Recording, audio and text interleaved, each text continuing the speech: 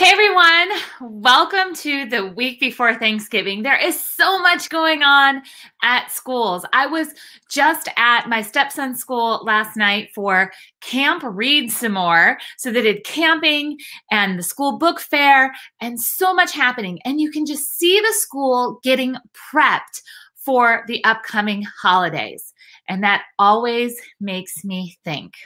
As a special needs sibling and as a former special education teacher, I'm always looking at our community to see if it is inclusive. So that could be the school community, that could be our actual public community, but I'm always looking for these opportunities where we could be doing inclusion better. And there's something coming up in all schools that can be done better. And that's our holiday celebrations. Some schools have holiday celebrations just in their classroom, but many schools have holiday celebrations where there are plays and Christmas carols and just things happening at a larger level where people are gathering, including students and staff and parents. And oftentimes, inclusion is not thought of before these activities. It's something that is thought of after or even during. So there becomes a panic of, what do we do? This doesn't seem right. And we're trying to fix things when, quite honestly, it just feels too late. So let's all just agree on something right now. That a child sitting on the stage for a holiday school play is not inclusion. That a child simply being in the same vicinity as their peers is not inclusion.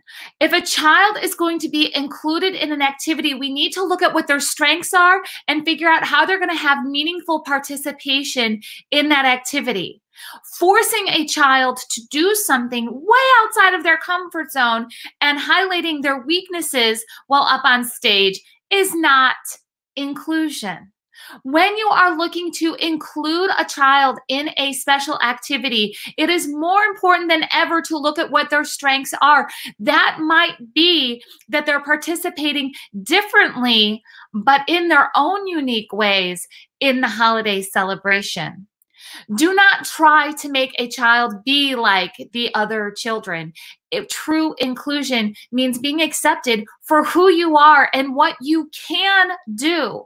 We shouldn't be highlighting what a child can't do just to try and make them fit in and then call it inclusion. It's so very important that we look at this before the activities actually happen. So if you're a special needs parent, please go ask your team what is happening in the school that your child may need some additional support to have this inclusive experience. If you are an IEP team member and you're listening to this, start thinking, start brainstorming, start reaching out to your colleagues to figure out what is best to create an all-inclusive experience for everyone. Again, using their strengths. Let's not downplay who the child is by putting them on the side of the stage. Let's really make sure that they are equal participants as much as possible. But equal can also mean different, doing different things. Equal or fair doesn't mean that everybody gets the same thing all the time. It means adapting. It means making sure that we're looking at their unique needs and what needs to happen.